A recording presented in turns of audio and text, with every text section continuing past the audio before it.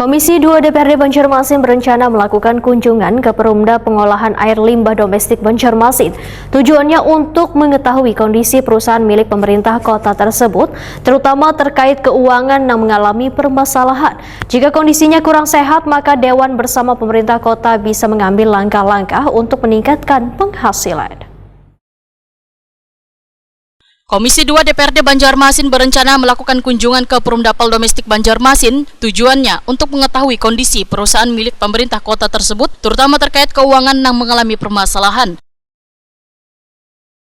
Wakil Ketua Komisi 2 DPRD Banjarmasin, Hendra Wahetakoni Prima TV, memadahkan kondisi keuangan dari perusahaan pengelolaan limbah ini haruslah diketahui supaya nantinya bisa memberikan pelayanan yang optimal pada warga. Jika kondisinya kurang sehat, maka Dewan bersama pemerintah kota bisa mengambil langkah-langkah untuk meningkatkan penghasilan.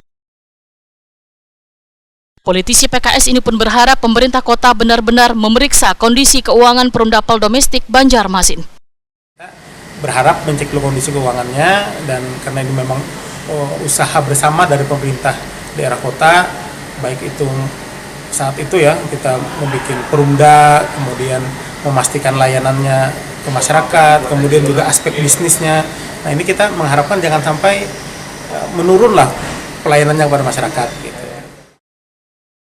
Hendra memadahkan kurang mendapatnya respon keberadaan pengelolaan banjir limbah ini, salah satunya aspek teknis yaitu jaringan perpipaan yang belum terpasang menyeluruh sekota 1000 sungai, serta aspek sumber daya manusianya. Jadi mulai dari direksi, kemudian ini harus pintar untuk bagaimana mengelola sebuah perusahaan. Ini nanti penting untuk menjalankan fungsi bisnis sebagai perusahaan.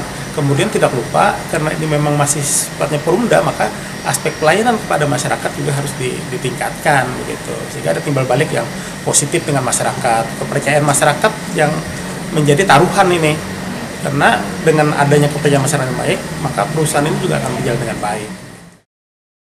Hendra berharap adanya inovasi dari perusahaan untuk meningkatkan bisnis supaya DPRD Banjarmasin bisa mempertimbangkan dalam memberikan persetujuan penyertaan modal.